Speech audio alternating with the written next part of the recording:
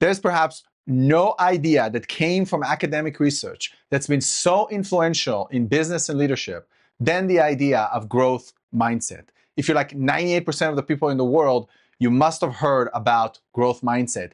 Everybody thinks it's great. In fact, if you look at surveys of senior leaders, what you'll find is that upwards of 80 to 90% of executives agree that growth mindset is important for organizational success. So this idea is super influential and super non-controversial. Who would argue against growth mindset? So is it that effective? Is it that good? I'm here to argue that not so much. If you apply anything, including growth mindset, without thinking about it first, you are going to run into trouble. In fact, I'd like to argue that if you actually do what growth mindset says that you should do, you can end up trapped in pursuing goals that no longer fit your journey and glorifying effort for its own sake instead of for the sake of achieving goals that do matter for your work. So let me explain growth mindset, what it is in this video, how it should be applied and how it should not be applied, and why this leadership philosophy that's apparently gotten into conventional wisdom everywhere is actually over-applied in lots of cases. I'll explain what you should do instead, and as always, I'll rely on academic research to make my points. Let's start. So what is growth mindset? The idea originated by psychologist Carol Dweck. It has roots back to the 1970s, and originally it came from a place of trying to improve academic performance for kids who are in middle school to high school, even college. And the idea is dealing with theories that we have as people about the origin of intelligence. Is intelligence something that's preset, that's fixed, or is intelligence something that we can improve on and we can change, okay?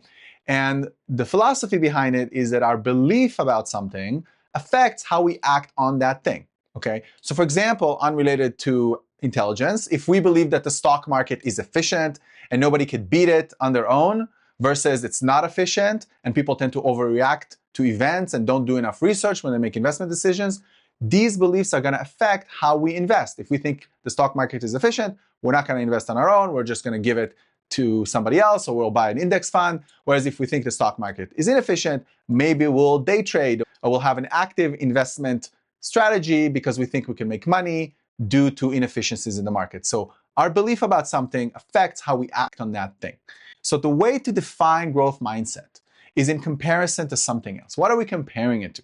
Well, growth mindset is always done in comparison to this idea of fixed mindset. So growth mindset, fixed mindset.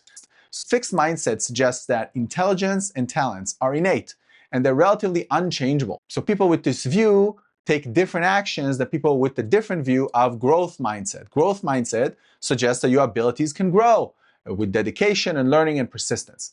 These are just your internal theories. They're not necessarily related to reality, but the point is that whatever theory you adopt for yourself would then change your reality because you'll act on it.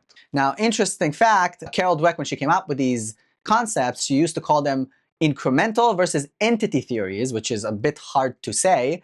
And so she branded it over the years into growth and fixed mindset to make it more accessible and easier to say. This is branding in action, folks. So if we look at the theory of growth mindset, we see immediately that it has special implications for how we react to important events in work. So several things really, really matter when it comes to growth mindset. One is how we think about effort. If you think growth mindset, you see effort as the key to improvement. Whereas if you think fixed mindset, you think that effort is something you should avoid because it indicates that if you have to invest effort in something, it means you don't have natural ability to do that thing without effort. Another concept that really is affected by growth mindset is the idea of failure.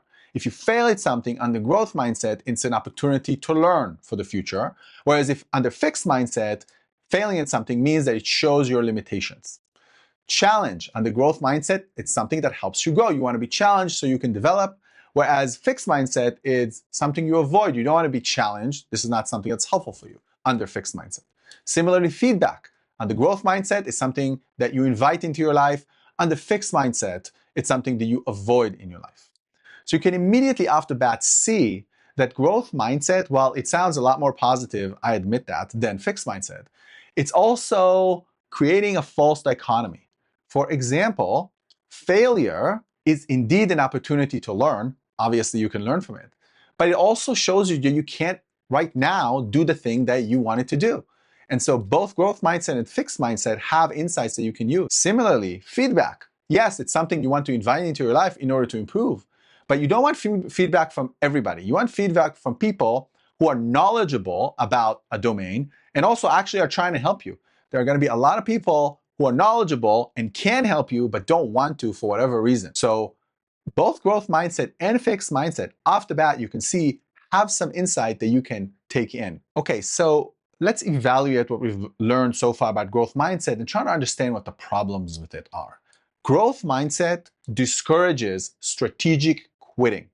It suggests that you should always put an effort into something and almost never quit. And that would lead to putting efforts into suboptimal domains that should not be valorized, that should not be pursued. It leads to endless effort without result, and it ignores innate limitation or external barriers, barriers that come from the outside that you really have no control over that are limiting your performance. So it discourages quitting in order to improve. The second big problem with growth mindset is that it idolizes effort, and I think unduly so. We should not idolize effort for the sake of effort. Effort is a means to an end. It's not the end itself. The end is improvement and success.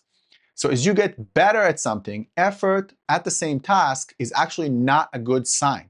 You should be able to achieve the same things over time with less and less effort. That is actually improvement. That is an indicator of improvement.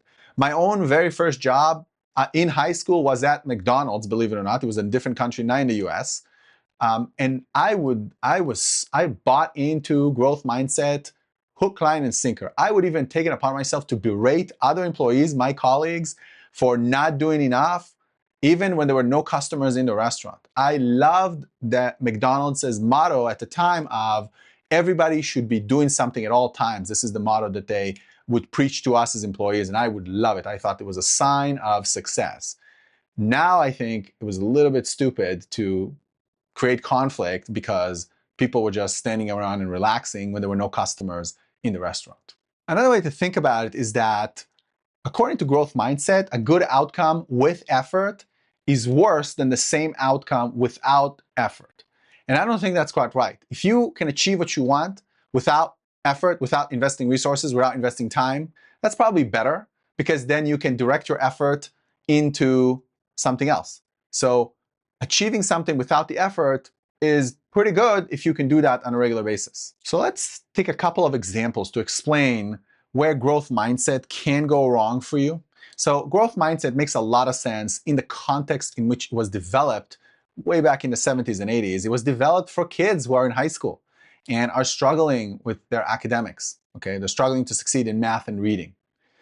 In business, it's not the same thing. So let's take a look at an example from the 1990s where Intel had a massively successful market in microchips for computer. Today, they still exist. It's still a big company, but not nearly as successful. Now, Intel's legendary CEO, Andy Grove, faced a critical dilemma at the time in the way that they made microchips. So they had an opportunity to adopt a new technology of making microchips. The microchips that they were making required a bit more transistors, which is a key component in the microchip, in order to achieve lesser performance than the new technology. So the new technology had potential of being better. And so the question is, do you then invest the effort, the resources, the organizational talents in order to adopt the new technology and in fact be better? And Andy Grove, legendary CEO, brought Intel to where it was, wavered for a whole year in public. He appeared in promotional material for the new technology. He featured it prominently in the annual reports that Intel would provide to the investment community and to the world. And it created a lot of confusion for customers and stakeholders about where Intel was going. Is it going to keep the old technology, which is inferior, or going to go with the new technology, which was superior? At the end, he decided not to pursue the beginning of the transition that he was starting to make to the new technology. Growth mindset would say that he was, quote unquote, quitting. Okay? He decided to stay with the old technology even though it was inferior. The reason was there were just too many software developers working with the old system that changing the technology would have been so costly to all of them, it probably would have disrupted the ecosystem that Intel was creating, which was the key to its success at the time.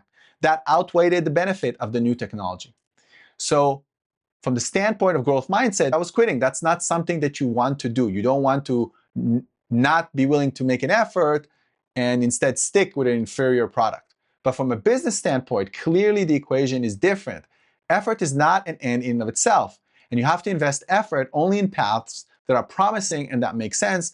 And Grove's decision turned out to be very correct for the company and prolonged the success of Intel for years to come. So growth mindset, it's a beautiful concept in theory, but it can easily be over-applied. So here's what you should do instead. Number one, you should focus on leverage, not effort. By leverage, I mean what you can achieve rather than what you can do yourself. So a one-person service company, so like a plumber or a handyman, if they work by themselves, they can work just as hard as a founder of a plumbing company or a fixer-upper company, okay? But they're never gonna achieve more than that founder because that founder is leveraging a number of employees to achieve the same goal. So that person can fix 10 houses at the time where the one-person company can fix only one house. The idea here is that leverage is more important than effort. Now, sometimes, especially in the beginning, when you don't know anything, when you're just starting to do something, your effort is your leverage. For example, when you're starting a new YouTube channel, all you have is your effort to learn and improve on all the skills that you need to learn. But over time, if you actually improve at these things, you should invest less and less effort and be able to exert more and more leverage through other people, through technology, through AI, whatever it is, to achieve the same thing. So you want to focus on leverage as your goal, not on effort. Effort is a means to an end, is only one form of leverage among many. Having said that, number two is being lazy is not an option. You should know with absolute certainty that when you do need to invest inordinate and ridiculous amounts of effort, you can produce that. You can do that.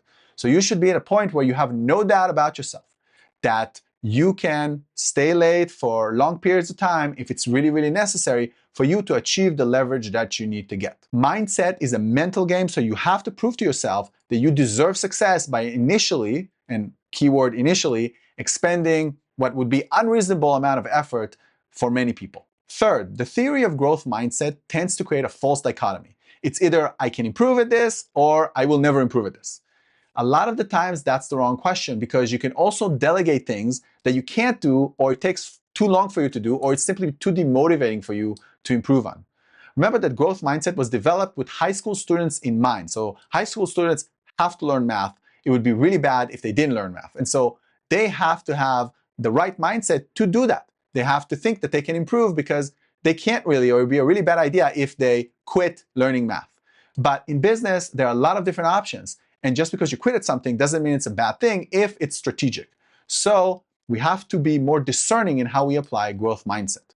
We have to think in terms of what we as an organization can do, or as a team can do, rather than what I as one person can do. So delegation is a third alternative between I can't do this and I can do this. Fourth and finally, you want to have a mindset of effort being cost and the outcome that you're trying to achieve is like revenue. In a P&L, you want to maximize your revenue and you want to minimize your cost. The same way works in this case. You want to minimize your effort. Sometimes you need to have an effort, you need to invest effort in order to achieve something. And you want to maximize the outcome that you're trying to achieve, that you worked on, that you think is really, really important. If you think about it like that, then you'll be in a much better place to know when you should allocate effort and when you shouldn't, instead of glorifying effort for its own sake, which is the biggest problem with growth mindset. Okay, so I hope this was helpful. We are dealing with a very influential theory that unfortunately people sometimes apply without enough thinking. It's got lots of positives, but it also has negatives that we have to remember. And I think a better framework would be more nuanced in the way that we discussed in this video. If you like this material, please like and subscribe, and I'll see you in the next video. Bye-bye.